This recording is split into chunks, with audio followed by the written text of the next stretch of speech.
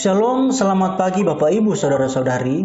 Sebelum kita masuk di dalam membaca dan merenungkan firman Tuhan, mari kita berdoa. Bapa di sorga, kami mengucap syukur untuk anugerah-Mu yang selalu ada bagi kami semua. Kami boleh bangun dengan tubuh yang diberkati dan dapat kembali menikmati udara yang segar di pagi hari ini. Ya Bapa, sebentar juga kami akan membaca dan merenungkan sebagian daripada firman-Mu. Kami mohon pimpinan daripada kuat kuasa Roh Kudus-Mu menaungi kami semua, supaya melaluinya kami semakin hari semakin diberkati dan semakin mengenal Tuhan secara lebih dalam lagi. Berkatilah waktu ini dalam nama Tuhan Yesus Kristus. Amin. Bapak, Ibu, dan Saudara, tema renungan firman Tuhan pagi hari ini, Tuhan sumber pertolongan. Di dalam bacaan Mazmur pasal 80 ayat 2, 3 dan ayat yang keempat berbunyi demikian. Hai gembala Israel, pasanglah telinga, engkau yang menggiring Yusuf sebagai kawanan domba.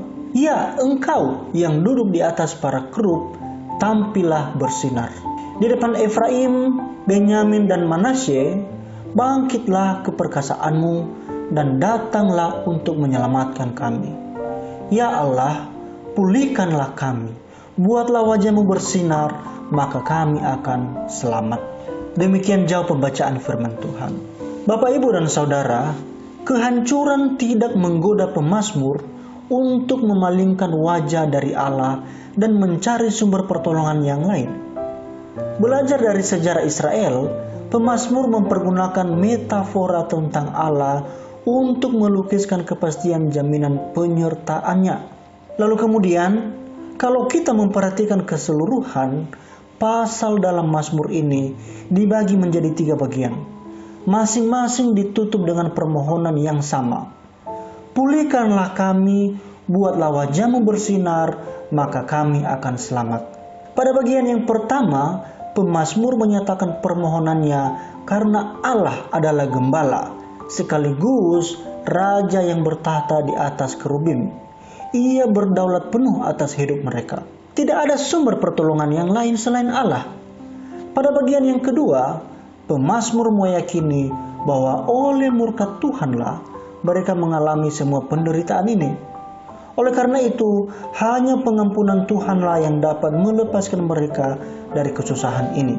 Pada bagian yang ketiga, pemazmur mempergunakan ilustrasi pohon anggur untuk menggambarkan bagaimana Tuhan telah melepaskan Israel dari perbudakan Mesir dan membawa serta menanamkan mereka di tanah perjanjian supaya mereka subur berkembang. Seperti yang dikatakan dalam ayat 9 sampai ayat 12.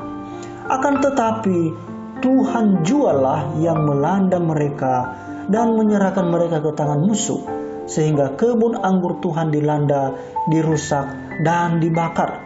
Ayat 13 sampai ayat 17. Oleh karena itu, pemazmur meminta supaya Tuhan mengindahkan miliknya sendiri, supaya mereka dapat menyatakan kesetiaan lagi kepadanya. Bapak, Ibu, dan saudara-saudari, gereja Tuhan tidak sekalipun boleh meragukan kesetiaan dan kasih Tuhan. Walaupun nampaknya saat ini Tuhan berdiam diri dan mengizinkan penderitaan menimpa kita, Dia tetap gembala umatnya masa kini. Dia tetap raja yang bertahta di atas kemuliaan. Dan Dia tetap pengusaha kebun anggur yang peduli akan miliknya. Mari kita sama-sama renungkan bahwa gembala yang baik telah menyerahkan nyawanya bagi domba-dombanya. Tak mungkin kini Ia membiarkan kita binasa. Oleh karena itu, mari kita terus berharap dan menantikan pertolongan daripada Tuhan. Amin. Untuk firman Tuhan kita kembali berdoa.